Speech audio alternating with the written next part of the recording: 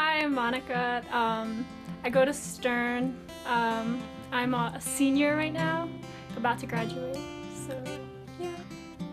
Okay. Do you need my age too? If you don't want to. I'm 21.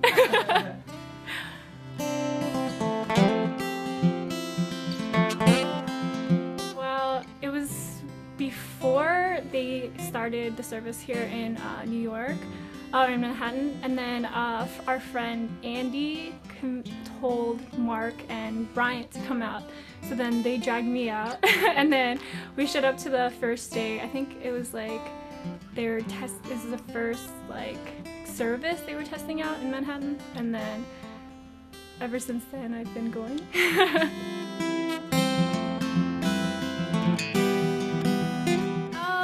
Well, first of all, I was surprised because I didn't fall asleep during a sermon, and it's like really big for me.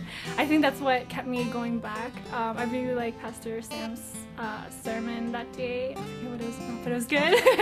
And I think I just like the atmosphere, I guess, and just like the type of sermon he was giving. It was more relevant to, I guess, me and like college students like me. Also in the small groups, Pastor Billy and Eddie were pretty intense. They were like, first couple of small groups I was kind of intimidated because they were like, oh, are you saved? Like, do you want to be saved? And then at first I felt a little uncomfortable, I guess, but then like I knew it was because they really cared and like they wanted me to take the leap, I guess. But I'm glad I like stayed with it. There was a period where it was a little shaky, but I'm glad I got through it.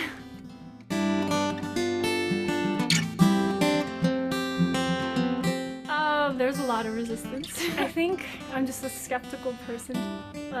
So I was really stubborn. I was very difficult. Pastor Billy will tell you.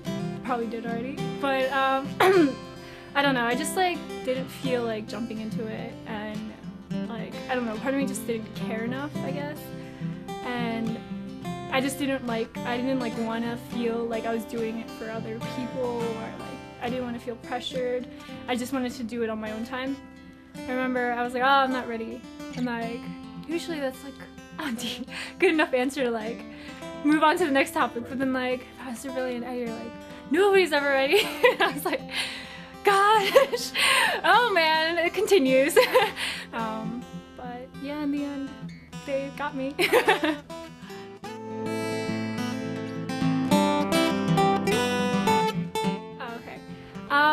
Well, the funny thing is about when I came to Christ, or when I was saved, I was actually considering not coming out anymore for a little bit. I wanted to take a break, and I talked to Pastor Billy about it, and he was like, oh, just come to church, and then we'll talk about it after church.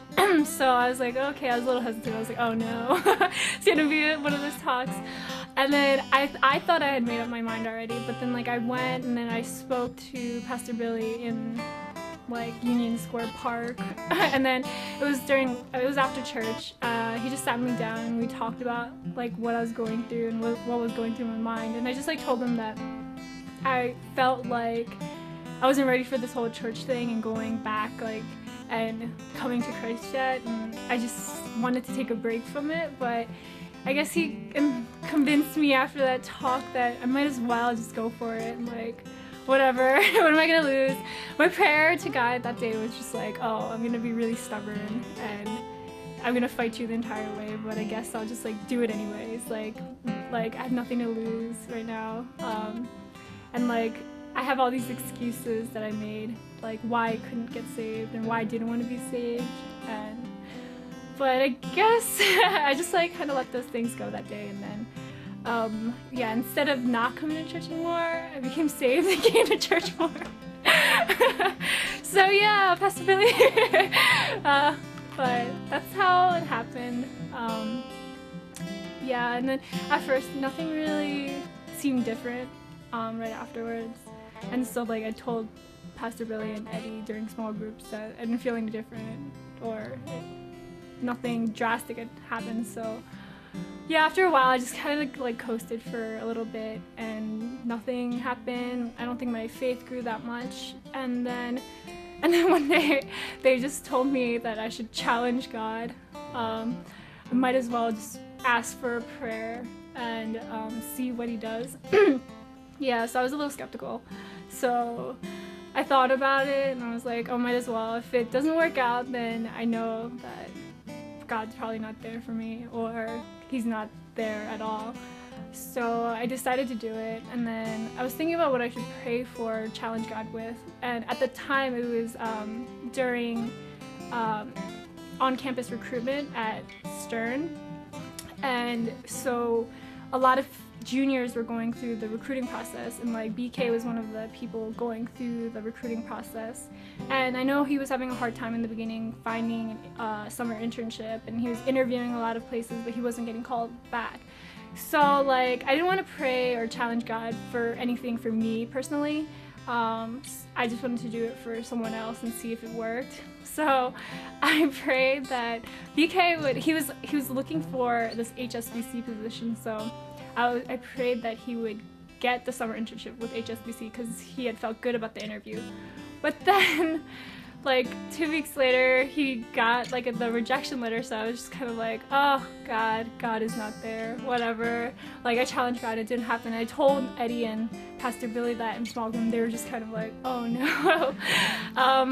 But then, actually like a week or 2 weeks later, he actually got a call while we were in American Apparel, and BK did, and it was like another internship, and they called him back, and they had previously told him that they didn't want him for the internship, but then they called him back saying that they did, and like we were in American Apparel, and he was just like, oh yeah, I'd love to take the offer, and then he got the offer while I was with him. So yeah, and then I forgot to tell Pastor Billy and Eddie about this until like a couple weeks ago. So they were kind of mad at me.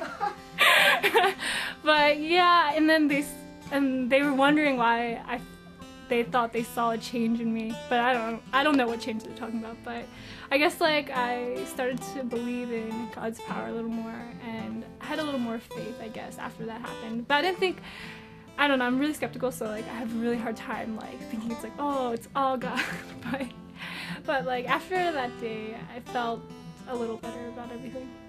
Honestly, I felt like he was saying like, Monica, it's not on your time, it's on my time, and I'll do whatever I want, but it'll be like your prayer request.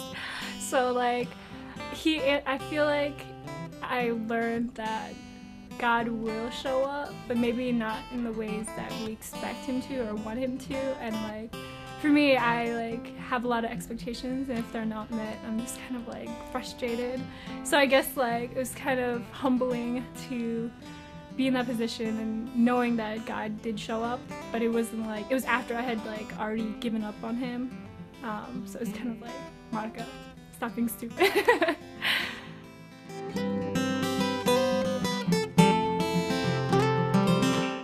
I guess try challenging God, I guess.